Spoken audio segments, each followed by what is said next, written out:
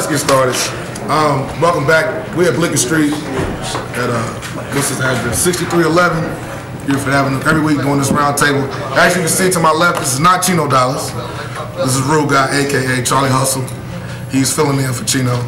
We still got Fanta, Ray E, Ebony, and the one and only Kwanzaa.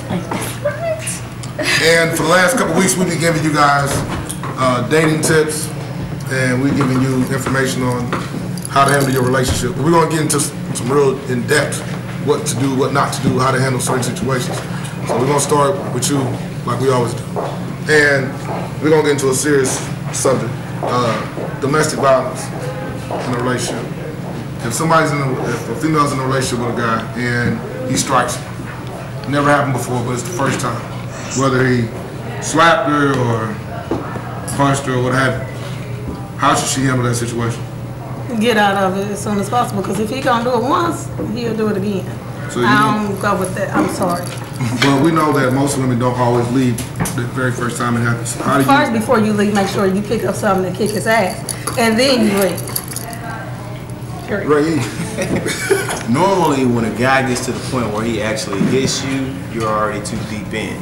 And a lot of times, they're not going to show their face until they know they got you. So, I mean, if you're that deep in and someone introduces themselves to you, if it's hard for you to let go, get around people who can help pull you out, because it's easy to say, well, just leave him, get out of it, but you actually need encouragement. You need to get around people who can help you separate from that, because if you're just trying to do it by yourself, you're not going to leave, period. You're comfortable with your situation. He may be watching your kids. Whatever the case is, he's got a hold on you, and you don't want to let go of that opportunity. For instance, I had a conversation with a young woman probably like 2 months ago, and her thing was, I love him, but he watched my kids. Is that an excuse to get beat on? No, it's not. But I could understand her situation, because if she's working full time and this guy is beating on her, I'm not acknowledging that, but you have to put yourself in her shoes. Let me watch your kids. I'll watch your kids, and get around people who can take turns helping you out. So, what about family members and friends? What about family members and friends and coworkers that have reached out to try to help you? And you know what I mean? Women that, we all know scenarios and cases like that. What do you do in that instance when everybody has reached out to help you? Has, you know what I mean, called pastors and extended family to come in and try to remove you out of the situation? After she flexed her resources? Yes. After all resources are depleted. Shoot him. What's the next stage? No, I'm just playing. Don't shoot him.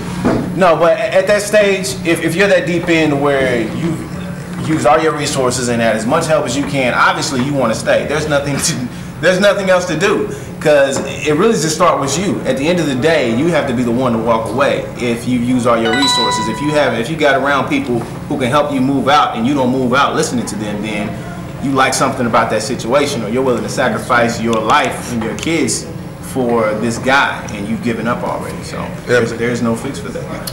My first thing to say is to seek God, pray about it, get help, get away, walk away, go to all the resources you can, family, friends, or whatever.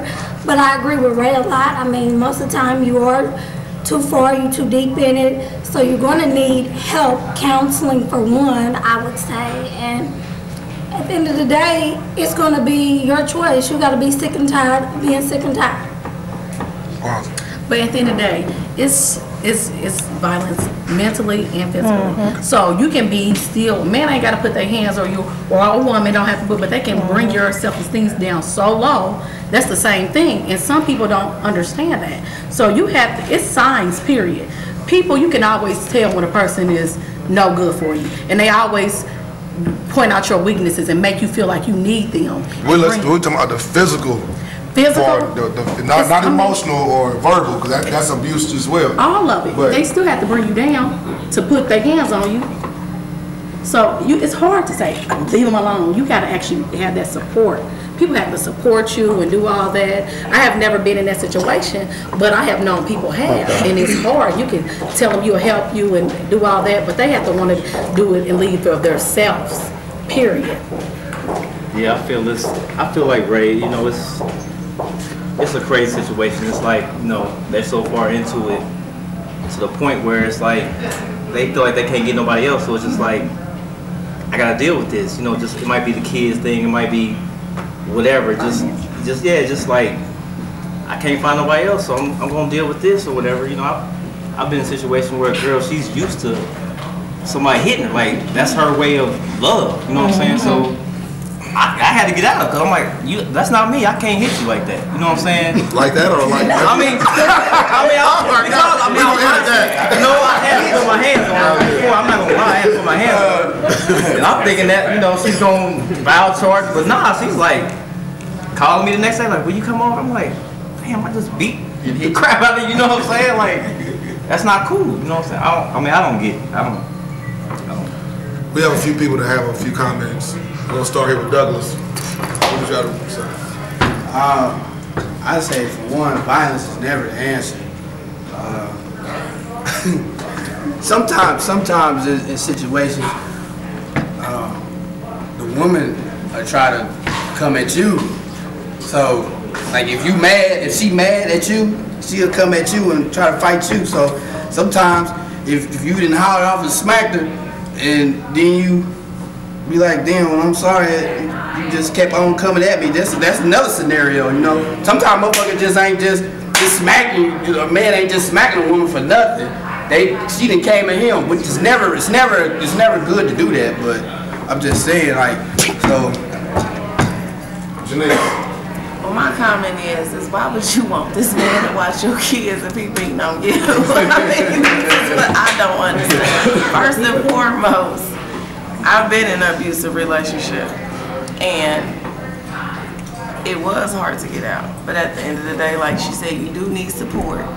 He also said you need to be able to call somebody that's going to be there a dime a dozen. But at the end of the day, she said the right thing, and that's pray. Because the only person that can take you out of any situation is God. But why would you want somebody that's beating on you to watch your kids? I can't. My big red teddy bear. All right, we rolling. But you know, Donaldson's fell into place, and we just got done talking about domestic violence and what a woman should do once a man is struck her. And if she doesn't take the support, if she's depleted all resources of support, what should she do? And so what's your input on that? Man, you know, first off, shout out to all victims of domestic violence. That's a rough one right there. I mean, honestly, it hurts me to see when women just accept it. Now, sometimes people make mistakes. Sometimes people will lose their cool. Sometimes a small situation will escalate to where everybody's out of control. She said this, he said this, she did that, she did that. But I think a woman that's in that situation, even if you want to stay, I think you need to remove yourself from that situation, even if it's just but how? for a short period of time. We all know that. We all know that's the answer. But how? Because most women have been beat on more than one time by the same person. So how do you remove them? I mean, who do you listen to? Who are they supposed to go to? Because a counselor is not always the person that they're going to listen to. Sometimes the best friend ain't even the person they're going to listen to.